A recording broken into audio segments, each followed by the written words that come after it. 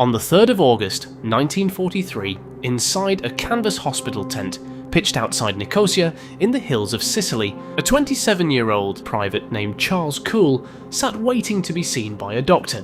Cool belonged to the 26th Infantry Regiment of the 1st Infantry Division, a military unit soldiers had nicknamed the Big Red One, and by that point in the Sicilian Campaign he had already spent weeks fighting through some of the most punishing terrain of the entire Mediterranean theatre. He had been hospitalised more than once over the previous month, treated for malaria and for a condition doctors were only beginning to formally understand, one we would now recognise immediately as a severe psychological response to sustained combat stress. His fever that day was recorded at just over 102 degrees Fahrenheit, or 39 degrees Celsius. By every surviving account, Cool had not deserted, had not disobeyed an order, and had not done anything resembling cowardice in any technical military sense. He had simply broken down. What happened to him in the next few minutes would set off a chain of events that nearly ended the career of one of the most famous generals in American history, and would come dangerously close to costing him command during the invasion of Normandy itself. General George S. Patton walked into that tent that afternoon during one of his routine hospital inspections, a habit he genuinely believed boosted morale among wounded men. He moved cot to cot, asking soldiers what was wrong with them. When he reached Cool, the private answered honestly that he guessed his nerves were the trouble, that he could not take it anymore. Bear in mind, Cool wasn't actually suffering from a mental breakdown, he was battling a severe case of malaria with a dangerously high fever. Patton's response was immediate and violent. He called Cool a coward, struck him across the face with the leather gloves in his hand, grabbed him by the collar and shoved him out of the tent while kicking him from behind.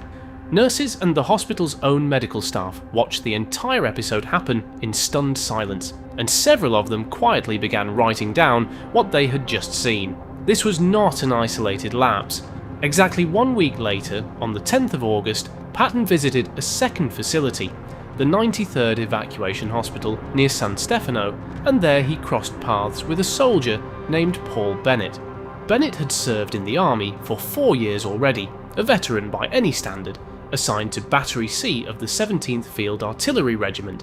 He had asked to be hospitalised after watching his closest friend take a severe wound, and doctors had diagnosed him with severe dehydration and a textbook case of battle fatigue, running a high fever and visibly trembling in his cot. This encounter turned out far worse than the first. When Patton asked Bennett what was wrong, Bennett tried to explain that he couldn't stand the shelling anymore, and his nerves had given out under the strain.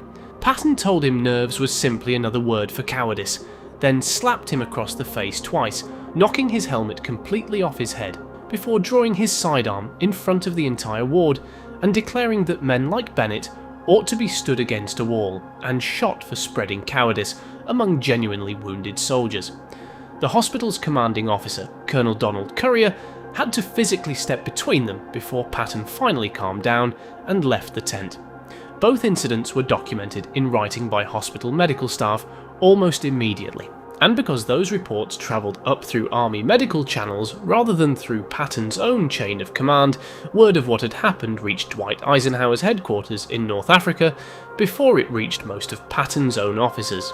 What Eisenhower did with that information over the next 2 weeks would decide whether this stayed a private matter between a handful of officers, or whether it eventually became public knowledge that could threaten Patton's entire career.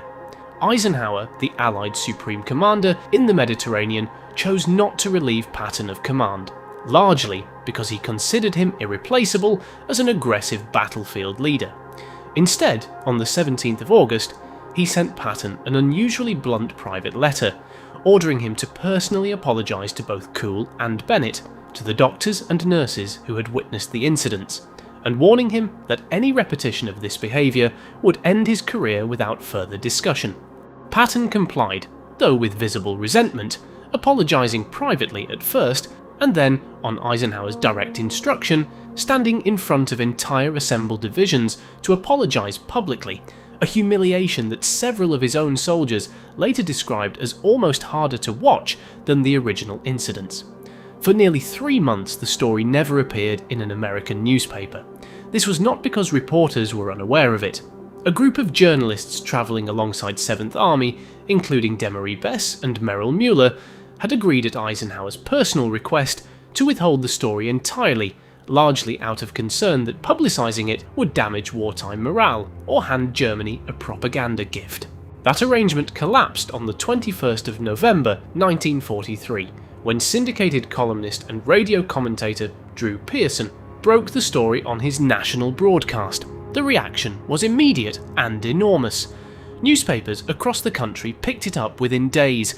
Members of Congress publicly demanded Patton's dismissal, and for several weeks the general became one of the most controversial figures in America, not because of anything he had accomplished on a battlefield, but because of what he had done inside 2 hospital tents to men who were, by every reasonable medical standard available at the time, not cowards at all.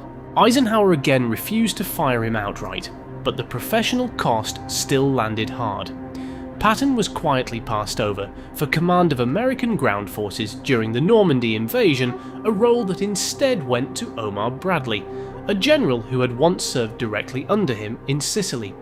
Through the early months of 1944, Patton was largely sidelined, used chiefly as the public face of a fictional army group meant to convince German intelligence that the coming invasion would strike at Calais rather than Normandy.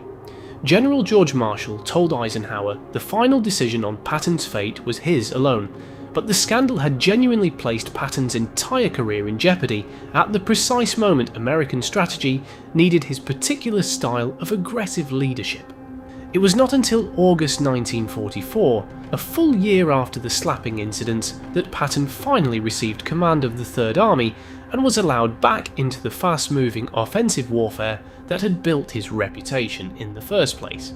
What makes this story worth revisiting more than 80 years later is not simply the shock of a famous general striking sick and exhausted men, but what the episode reveals about the psychological performance officers like Patton felt compelled to maintain. Patton had spent his entire career cultivating an image of absolute fearlessness, an almost theatrical insistence that a soldier's nerve should never break under any circumstance, and the condition afflicting Cool and Bennett represented a direct threat to that self-image, since it suggested that fear was an unavoidable byproduct of the very warfare Patton had built his identity around. Rather than sit with that uncomfortable truth, he chose to punish the men who embodied it. It is worth remembering plainly that Cool and Bennett were not shirking their duty. They were displaying symptoms that modern military medicine fully recognises as a legitimate consequence of prolonged combat exposure, and the fact that a commander of Patton's stature could not, or simply would not, make that distinction says as much about the command culture of 1943 as it does about the man himself. Let me know in the comments what's your take on this. Thanks for sticking around, and see you in the next one.